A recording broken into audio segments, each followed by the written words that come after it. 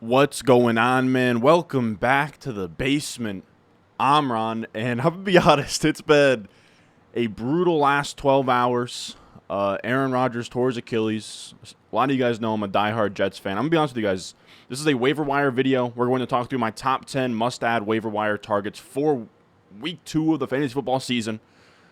This is usually going to be out during the season, either like this morning at like 7 a.m. or right after the Monday Night Football game, but I couldn't record it last night. I had plans for the Jets game, and then he tears his Achilles. I'm just going to be honest. It's been a rough 12 hours, fellas. It's been a rough 12 hours. We're starting to see the light at the end of the tunnel. We're not giving up our first-round pick. I don't know, dude. It's just brutal, man. 4 plays in, guy tears his Achilles. But such is life. We must move forward. We have fantasy football here to talk about. So without further ado, we're going to talk through 10 must-add waiver wire targets. As always, if you enjoy, make sure to go down below, subscribe, leave a like. Let's go.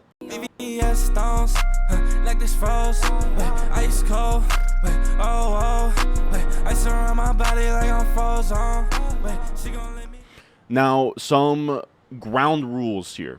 I only have people listed on this waiver wire target list if they are under 50% owned on ESPN. So don't tell me, Ron, this guy's in my league, you're being a casual. Anyone under 50% rostered on ESPN is going to be on this list.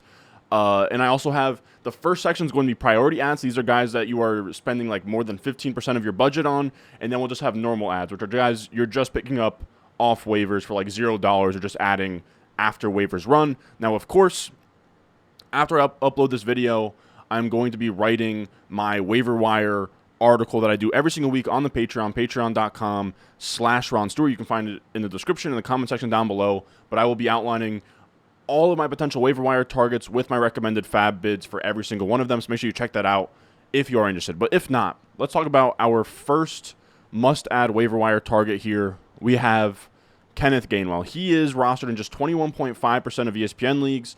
And again, this is our first priority ad here. Now, I do want to say he showed up on the injury report yesterday with a rib injury, but rib injuries aren't usually terrible. Like, I think a lot of guys usually sort of play through them if it's just like a bruise. We'll see if it's just precautionary. Seemed like there was 3 guys on the injury list for the Eagles that had bruised ribs. So we'll see how that goes. I imagine he'll still play. I would just be a little bit hesitant to anoint him a must start in a given week due to this role. But the role that he had yesterday or 2 days ago on Sunday was pretty damn good. He had 41 snaps, 16 routes, 18 opportunities. You know, way more opportunities than everybody else. Rashad Penny was a healthy scratch. 41 snaps of a total like 60-something. He had a 62% snap share. He had 14 carries, 54 yards. He had 4 catches, 20 yards through the air. Just 11.4 PPR points, but it was a rain game. Things were a little bit weird. He got volume, and that's really all that matters. Now, my only concern with Kenneth Gainwell, he has this little bit of an injury. I just want to sort of put some word of caution out there before you go all in on Kenneth Gainwell. Dealing with a little bit of an injury, he had just 3.9 yards per carry. My belief is that over an entire season, I think that he is more of an early season play, Kenneth Gainwell, where he is going to have a lot of this volume early on. Once we get to week 6, 7, 8, I don't know that he's going to have this main back, featured back, like Miles Sanders type role as he had in week 1. We'll see if it sticks. I would just be a little bit cautious of anointing that to him over an entire season. But if you need an early season fill-in, I think he's very much fine to grab as like an RB3 at absolute worst in this role. Our second player here is a guy that we kind of like coming out of school until he ran like a 4.6 at the combine, but Kyren Williams. Now, before you say, it's just a combine, who cares? I mean, Kyren Williams was going to be a day 2 pick, and then he ran that slow 40 time, and then he was a day 3 pick, and that's huge for opportunity in the NFL. But we've seen this time and time again with Sean McVay. He is just like out of his mind. We saw it last year where Cam Akers was, the projected workhorse of this backfield. And then week 1 comes around and it was Darrell Henderson. And Cam Akers just plummets down. I don't even know what you want to call it, but he just plummeted in rest of season rankings, I guess is what you could call it. And in this game here, the Rams took a 24-13 lead. Before that, Kyren Williams out-touched Cam Akers 14-11. Akers recorded 11 touches, all carries to Kyren's 1 over the last 9 minutes of the fourth quarter to ice the game. Williams ran 30 routes, 73%. Anything over 60% is really damn good. And Akers ran 10% of the routes. So I think Akers also had like over 20 carries and had like under 50 rushing yards, which is just absolutely insane. Shout out John Daigle. He does this thread where he sort of goes through the the garbage time stats and kind of sifts through, where were players getting touches, this is really good info. Kyren Williams had 15 carries, 52 rushing yards, 2 touchdowns on the ground, 2 targets, 65% of the snaps. Like, he was the 1A back here. And if this Rams offense is going to be somewhat competent like they were against the Seahawks on Sunday, Matt Stafford actually looked amazing. Puka Nacua might be interesting. Tutu Atwell might be interesting. Like, if this is an NFL offense that can compete and score points every week, Kyren Williams is like an RB3 that you can kind of start whenever if he's going to have this 1A role. Now, I will say, again, like with Kenneth Gainwell, it's really tough to say that this is going to be a role that sticks for over an entire year. We saw last year, Darrell Henderson was the main guy, and then by week 12, Darrell Henderson was cut from the team. So Sean McVay is always really, really weird about how he deploys these running backs. But for right now, Kyren Williams has the hot hand, which is important. Available in over 90% of ESPN leagues. Our third must-add here, another priority target, is Tyler Allgeier. Allgeier shouldn't be on waivers, period. Like, he was a guy in all of my drafts was getting drafted, but he is only rostered in 43.6%. So I imagine in shallower leagues he's out there. We knew he'd have a clear role. He's Bijan Robinson's handcuff, and that's probably enough to roster him. Now, I will say, don't get over your skis on Tyler Allgeier. This is a really good note from Dwayne McFarland, where Tyler Allgeier's usage was good, right? So the original tweet below, over 50% of the snaps, over 50% of the rush attempts, 100% of the goal line work, got some targets as well. But it is important to note, Dwayne points out here that in terms of rush attempt splits, it was 60-40 for Bijan the first 3 quarters, and then it was 82% to 9% in the fourth quarter. The Falcons aren't going to lead by a ton every week. They're not going to be this good. Or it's not even that they're this good. It's that they played the Panthers in week 1. That probably doesn't hold. And I would imagine, like we've talked about with rookies get better as the year goes on. We've seen it, Jonathan Taylor's rookie year where he sucked early on. Of course, that's not Bijan, but his volume could go up. So I wouldn't think that this usage holds for Allgeier over an entire year. We also have Cordarrelle Patterson coming into the mix, which is kind of scary for Tyler Allgeier. But again, he shouldn't be on waivers. He is probably like a boom-bust RB3 you can start on a given week hoping for a touchdown. And if Bijan was to ever go down, Allgeier would be a top 12 option in a given week. Now, our fourth must-add running back here is actually an entire backfield. We'll highlight Justice Hill, but this is all the Ravens running backs. This is priority adds, Justice Hill, Gus Edwards, and even Melvin Gordon, who is somehow on the Ravens. Like, he was on the Ravens practice squad. They activated him here. And we had, side rant, but, like, when have we ever had 2 Achilles injuries in the same week? Like, I really don't know what to make of that. And I don't know if it's just a vibes thing, but it feels like Achilles injuries used to be so much more rare. But I don't know. That could just be bias. That could 100% just be bias. But 2, it sucks because it impacts me so directly. We love J.K. Dobbins this year. I'm a massive Jets fan. And just knife to the heart, week 1, Achilles injuries for both. It's just insane. Achilles injuries, man, just super sad. Like, you can't really come back from them. The explosiveness, especially for a running back. Like, I just feel bad for Dobbins. But when it comes to fantasy football, we have Justice Hill here. He'd be my priority add of this running back group, where Justice Hill was a really fun guy coming out of college. He's undersized here. You see 5'10", 197. This is a bad comp to make, but he is a poor man's Jahmyr Gibbs type, where he's like catching passes. He's very explosive. He actually produced a ton in college. I think he's a 4.4 burner, can catch passes. Again, poor man's. Trying to think of someone else that's kind of in that category of like sub 200 pounds, has juice, catches passes. Nothing's really coming up besides Jahmyr Gibbs. I guess you could say Reggie Bush, but I'm not comparing Justice Hill to Reggie Bush. But you guys get what I'm saying. He's an explosive back that catches passes, and that's nice. This isn't a team that's really conducive to pass-catching running backs, but if he's going to get the pass-catching downs here, right, so 6 out of 7 third and fourth downs, and then he's going to get all the goal line work, which I don't know that they're going to lean on a 200-pound back every single time at the goal line, but if he can at least mix in on the goal line, then he should be startable. But what I will say is this might just be an ugly backfield where all of them are like fringy RB3s every week. I wouldn't go crazy on any of them. Gus Edwards would be my next choice, is like the between-the-tackles grinder role that he always has. right, 48% of the rush attempts there. And then I would assume Melvin Gordon is just purely a change of pace guy between the tackles. So to me, Justice Hill, priority ad. I would say Gus Edwards is a guy you can just put on the end of your bench or just like a flyer ad after waivers run. Melvin Gordon, a guy where if it's a really, really deep league, you can put him on to the end of your bench, only in those certain spots. At number 5, priority ad here. We actually have a lot of priority ads, but that's just sort of what you get with week 1. We have Deon Jackson, and I'll also say in like parentheses, Zach Moss here, where Evan Hull got hurt in this game. Deon Jackson got a lot of the work. He had 71% of the snaps. He had 13 carries. He had 6 catches. The thing is that he sucked. Like he scored under, I think he scored under like 10 or 12 PPR points. He was not very good at all in those touches. And then you have Zach Moss back in the mix as early as this week, and Zach Moss could be the lead back. So I don't think any of these guys should be on waivers, Deon Jackson or Zach Moss. One of them could be the lead back for an NFL team. And that's kind of all that matters in fantasy. Our 6th one is Joshua Kelley, man.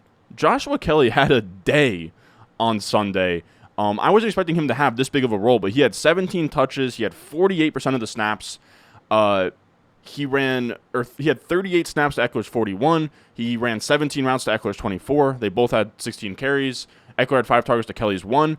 I mean, like, he is in the mix. I mean, I don't know that they're going to have 40 rush attempts every single week, right? That's like, I mean, it'd be absolutely insane. Maybe they do, but this is going to be a balanced football team that doesn't want Eckler running between the tackles. And Eckler is also dealing with an injury here, where he's dealing with an ankle injury. His status for the week is uncertain. I mean, we'll see what happens, but if Eckler can't go, Kelley is a guy who's probably a fringe top 12 back, like full stop. Like we were talking earlier with a guy like Kenneth Gainwell, where it's like kind of murky. He has running backs behind him that could, get ahead of him. This is one of those situations with the handcuff where Kelley would be the very clear guy to start, and he would be a top 15 option at absolute worst. Another like really clear handcuff that has a ton of upside if the starter went down would be Tyjae Spears. Still a priority target here. I would not unload the clip on Tyjae Spears, but he's definitely somebody that you can spend a nice little chunk of fab on. He is not just a handcuff. I thought he was just a handcuff to Derrick Henry going into the season, but he outsnapped him in week 1. Now, do I think he's going to outsnap him every single week? Probably not, but he was out there on third downs. He is the passing down back, change of pace guy between the tackles, and pure handcuff for Derrick Henry, which is a very valuable role in fantasy football. Like almost like Dontrell Hilliard, but like better from the last couple of years of what he's been for the Titans and just what he sort of represents in fantasy. So he's kind of like a standalone high-end RB4, low-end RB3 with, again, like top 15 upside if Derrick Henry went down. Our 8th must-add is Roschon Johnson. Now, I wouldn't get too crazy about Roschon Johnson. I know he scored. I know the fantasy box score was good. Again, John Daigle broke down kind of the garbage time stuff. Khalil Herbert had 12 touches, Foreman 6, Roschon Johnson 5. If this backfield is going to be that even of a split between 3 guys, it's going to be really tough to start any of them. Roschon Johnson got 6 touches on their last 2 drives while trailing. Now, I will say I wouldn't completely throw out this game, though, for Roschon Johnson. It is worth noting this Bears team isn't very good, though they will probably be in similar game scripts to this very often over the entire year, so I don't want to completely disregard Roschon Johnson's 6 touches down the stretch. I just want to add some context of the touches are really evenly distributed, and Roschon got a lot of his late in the game. So just something to think about. I don't know at what point without an injury Roschon Johnson will ever be startable in your lineup, but I mean, maybe he climbs the depth chart. At the end of the day, we think that Khalil Herbert's good, but he was also a day 3 pick with, I think, a different coaching staff. I think that this is year 3 for Khalil Herbert. But, all of these guys, Khalil Herbert and Deontay Johnson, as good as they are, they don't have a ton of investment or, they don't have a ton of allegiance to the Bears. As much as, Khalil Herbert was drafted by the Bears and everything, he's not some amazing running back with a huge contract. Now we're going to go to the wide receivers. And this is still priority ad territory of Puka Nacua, man. Puka Nacua out of BYU. Who would have thought, man? 6'2", 205 pounds, good size. and he murdered the rookie wide receiver report that we talked through yesterday. He had, like 40% target per out run, 3.4 yards per out run, 80 receiving grade. If you're curious in kind of the thresholds we look for, it's anything over 25% target per out run is elite. Anything over 2 yards per out run is elite. Anything 80 and above PFF grade is elite. So across the board, elite. Now, I will say, I think that 40% target per out run and above 3 yards per out run is not going to stick over an entire season. But it's enough that we should really be interested here. 14 catches, 119 yards, 21.9 PPR points. He's a day 3 rookie, and we've seen guys flash like this. Like, I think the guy who has the record for most catches in a debut or something is like maybe Eddie Royal. So it's not a sure thing that Puka Nacua is going to be a star in the NFL. It just isn't. But you have to pay to find out. You have to pay to find out, and I think it's worth, paying the price of admission to see with Puka Nacua. And we're going to have a lot of rookie wide receivers on this list now and just for the entire year, and it's for this reason. This is a chart by Jack Miller. Veterans score less points per game as the season goes on. Rookies are late-season league winners. We saw it with Christian Watson last year. We saw it with Amon-Ra St. Brown the year before. We've seen it with Ayuk, Debo, A.J. Brown. You can name a ton of wide receivers who were monsters down the stretch of their rookie season. So that is the guys that those are the guys that we are targeting off of waivers to be those late-season league winners. Puka Nacua has that in his bag. I know some people are like, oh, what's going to happen when Cooper Kupp comes? We'll see. I don't think they're just going to keep him off the field because of Cooper Kupp. It could be kind of like a Robert Woods, Cooper Kupp situation. Now, I will say I'll add another name to this list, but this is not a my mother is calling me. Probably something about, honest to God, probably to ask about Aaron Rodgers. And I can't even... I don't even want to I don't even want to tell her how bad the news really is. I don't think it's fully clicked for her just yet. But we'll also talk about Tutu Atwell. Tutu Atwell was a flyer in deep leagues. Like if you're in a 2 wide receiver 1 flex league, I don't know that you're ever putting Tutu Atwell in your flex, or at least I hope you're never putting Tutu Atwell in your flex. But in the deeper league, right, if you're like a 12-man, 14-man, like 2 flex, 2 wide receiver spots, Tutu Atwell is probably worth a flyer. I wouldn't use a waiver priority. I wouldn't bid anything on him, but he did have 8 targets, 6 catches, 119 yards, which is really good. Only issue is that he hasn't been productive for the last, his first 2 years of his career, and he weighs 155 pounds. So it's tough to see him be like a real clear league winner, but like a boom bust wide receiver 3, you can start on a pinch, probably. Our next must-add player here is Rashee Rice, again, rookie wide receiver. Same thing as before with the rookie wide receivers getting better as the year goes on. And Rashee Rice also, it was just 12 routes. So you can't get too crazy about 12 routes. You just can't. But he was very good on those routes. He commanding 5 targets on 12 routes is insane for a rookie. He was efficient on those routes. Looked good by PFF grade. Now, again, very, very small sample. But he was the only Chiefs pass catcher that looked good in that Thursday night game. And he's the only Chiefs pass catcher that has this X wide receiver build, which leads me to think that he could get on the field and be a starting wide receiver here sooner than later as a role that they don't really have as like an X perimeter guy. He's like a poor man's Brandon Ayuk sort of Rashee Rice, which is really exciting for a team that's kind of lacking one of those big physical wide receivers. So Rashee Rice is a guy I'm very excited about for what the upside could be in this offense. And another rookie wide receiver. Just get used to it, fellas. Waiver wire adds a lot of weeks is just going to be rookie wide receivers. But we have Jayden Reed here. Now this is where we're getting to normal ads. I'm not spending priority or waiver, budget, fab, anything on these guys. But we have Jayden Reed and then to a lesser extent Romeo Doubs as well. But Jayden Reed, he had just 6.6 PPR points, but he did have 5 targets, 2 catches, 48 yards. He didn't pop out like anything crazy in the rookie wide receiver report, right? This is sorted by PFF grade here. But you can see Jayden Reed, mid PFF grade 65.3, but 25% target per out run, 2.4 yards per out run on 20 routes is really, really good. We talked about the numbers we're looking for, 25% plus target per out run. He hits it, 2+ yards per out run, he hits it. So Jayden Reed, some reasons to be optimistic there for Jayden Reed. We'll kind of see if his snaps can go up. He only played 53% of the snaps. If he can run more routes and kind of work his way up the depth chart, Jayden Reed is a guy who's interesting. And then Romeo Doubs, also worth a flyer. Second-year guy. He had 2 touchdowns. The only concern is he played under 50% of the snaps.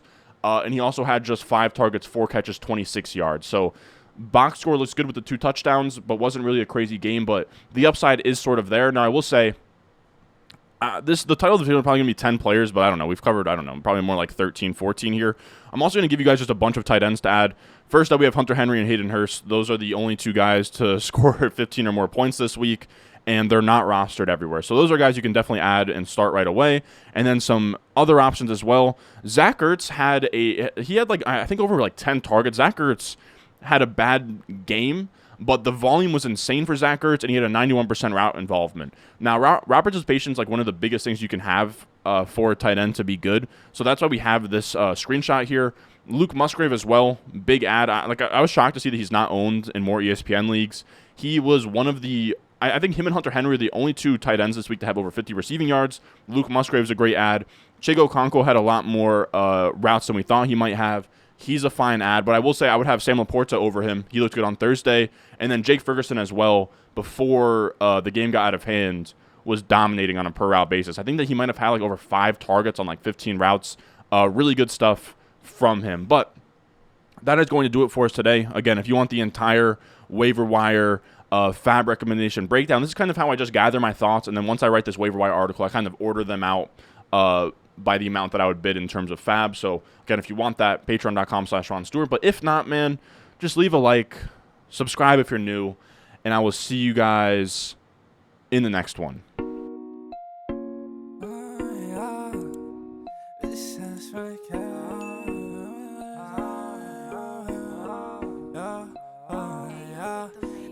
Stones, like this froze, ice cold.